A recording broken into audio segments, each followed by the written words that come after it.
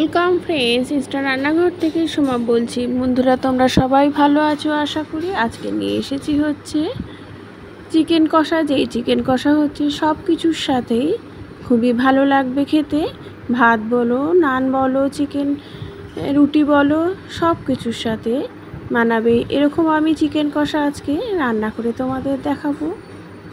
এখানে 4 কিলো কিন্তু চিকেন আছে। আগে আমি পেঁয়াজে একটা বেরেস্তা করব। এই পেঁয়াজের বেরেস্তার সাথে কিন্তু আমি আর কি দেব তোমরা সব দেখতে থাকো, সব দেখবে একটু একটু করে। আমি সবই তোমাদের সাথে রেসিপিটা পুরোটাই দেখাবো।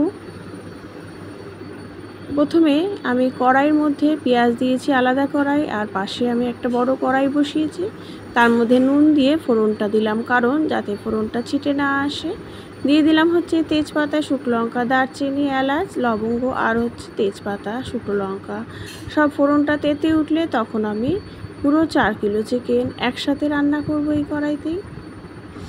প্রথমে কিছুটা দিয়ে দিলাম, তাহলে তেলটা ছিটকাবে না, সেই জন্য।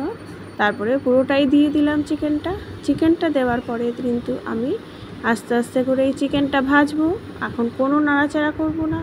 1 পিঠ ভাজা হয়ে গেলে তখন দেখবে নাড়তেও সুবিধা হবে। এদিকে বলেছি পেঁয়াজটাকে আমি ভেজে নিচ্ছি, কারণ এটা হচ্ছে এর মধ্যে আমি সব এক এক করে দিয়েছি রসুন আর আদা, আর দিয়েছি হচ্ছে কাজু বাদাম। আর কি দিলাম তাহলে ওর মধ্যে দিয়েছি এই পেঁয়াজটাকে। দেখলে পেঁয়াজটা কিন্তু আমি পেস্ট করে রাখলাম। পেঁয়াজ ভেজে পেঁয়াজ ভাজার সময় পেঁয়াজ দিয়েছি, কাজু বাদাম, তার সাথে দিয়েছি রসুন, আদা, সব একসাথে ভেজে নিয়ে তারপরে পেস্ট করেছি। হ্যাঁ, চিকেনটা দেখো ভাজতে ভাজতে অর্ধেক কিন্তু সেদ্ধ হয়ে গেছে। সেই চিকেনের মধ্যে দিয়ে দিলাম ওই পেঁয়াজের ওই পেস্টটা। পেঁয়াজের এইভাবে করবে, তাহলে দেখবে চিকেনটা খুবই মাখো মাখো হয়, খুব ভালো লাগে। ওর মধ্যে দিয়ে দিচ্ছি গোলমরিচের গুঁড়ো, তার সাথে দিলাম শুকনো লঙ্কার গুঁড়ো। 2 রকমের দিয়েছি, একটা দিয়েছি কালারের আর একটা হচ্ছে ঝালের, মানে কাশ্মীরি লঙ্কার গুঁড়ো এবং ঝাল লঙ্কার গুঁড়ো দুটোই দিয়েছি। তার সাথে দই ফেটিয়ে দিলাম, দই ফেটানো। দইটা যখন দিবি তখন গ্যাসটা কিন্তু একদম লো করে দেবে। তারপরে দিয়ে দিচ্ছি চিনি আর একটু হলুদ দিয়েছি, দিয়ে কষাতে থাকবো। কষাতে যখন অনেকটাই হয়ে যাবে তখন দেব হচ্ছে টমেটো দিয়ে আবার ভালো করে কষাবো। আমি কিন্তু এই চিকেনে 1 ফোঁটাও জল দিইনি। এই যে জল বেরোবে ওই জল দিয়ে কিন্তু চিকেনটা পুরোটাই ভালো মতো কষানো হয়ে যাবে। এতে কিন্তু চিকেন খেতেও ভালো লাগে। দিয়ে দিলাম হচ্ছে